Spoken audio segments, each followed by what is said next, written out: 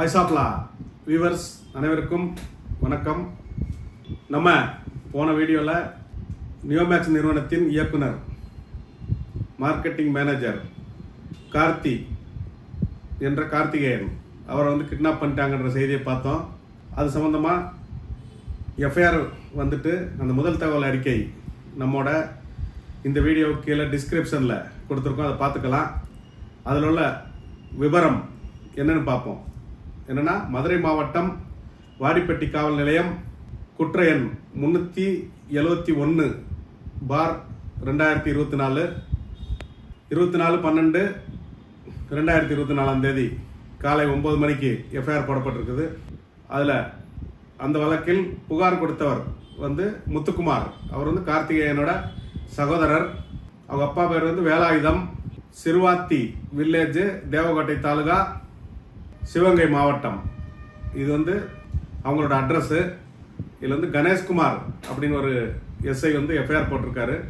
அவர் என்ன சொல்றாருன்னா, நான் நிலைய பொறுப்பில் இருக்கும்போது, அதாவது 24/12/2024 காலை 9 மணிக்கு அந்த முத்துக்குமார் மேலே சொன்ன முகவரி கார்த்தியோட சகோதரர் அவர் நிலையம் என்ன சொல்றாருன்னா, எனது சகோதரர் கார்த்திகேயன் மதுரை காலவாசல் பகுதியிலிருந்து TN 37 EZ 3118 அப்படின்ற ஹுண்டாய் கிரிட்டா காரில் நாமக்கல் நோக்கி போய்கிட்டு இருந்தாரு.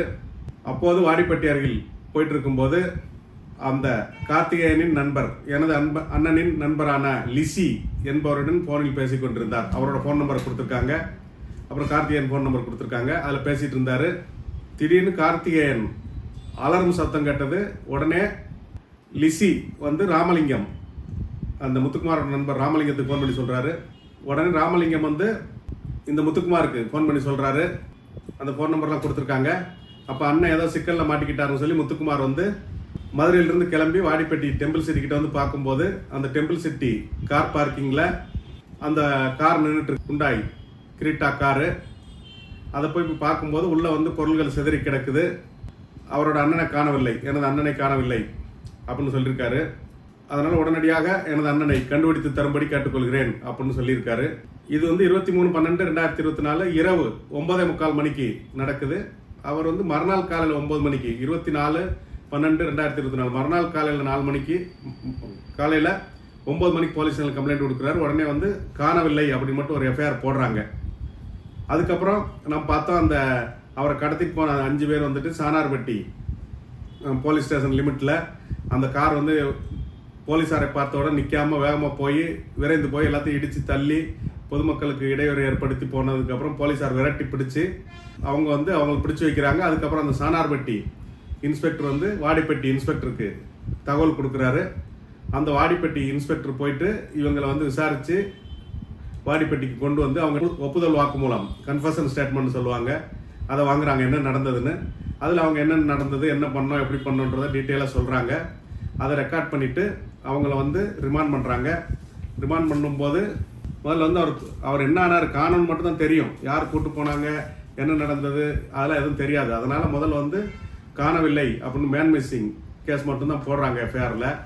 அது பிரிவு 140 சப்கிளாஸ் 1, அதாவது பிரிவு 140 பிராக்கெட்டில் உட்பிரிவு 1, அதில் மட்டும்தான் அது BNS ஆக்ட், பாரதிய நியாய சங்கீதா, அதில் போடுறாங்க. அதான் பழைய IPC சட்டம், இந்திய தண்டனை சட்டம், அதில் போடுறாங்க.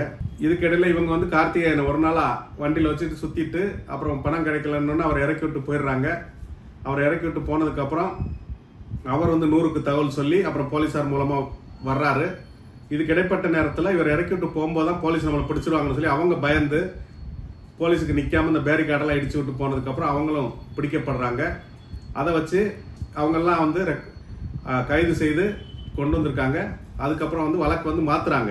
ஆட்கடத்தல், கொலை மிரட்டல், அந்த மாதிரிலாம் என்னென்ன செக்ஷன் போடுறாங்கன்னு பார்த்தீங்கன்னா, 140 subclass 1, 61 subclass 2, 191 subclass 2, 193 subclass 3, 126 subclass 2, 127 subclass 2, 351 subclass 3, 140 subclass 1 BNS act.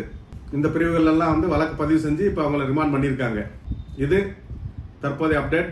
இன்னும் நீதிமன்றம் திறந்ததுக்கப்புறம் அந்த வழக்கு சம்பந்தமான அப்டேட்டுகள் வரும்.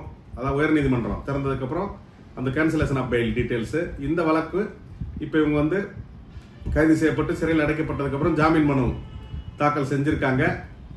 இன்னமும் விவரங்கள் வந்து தொடர்ந்து நம்ம தருவோம். அது வரைக்கும் நம்மளோட சேனலில் இந்த நியோமேக்ஸ் சம்மந்தமான அப்டேட்டுகளை தொடர்ந்து பாருங்கள். நன்றி, வணக்கம்.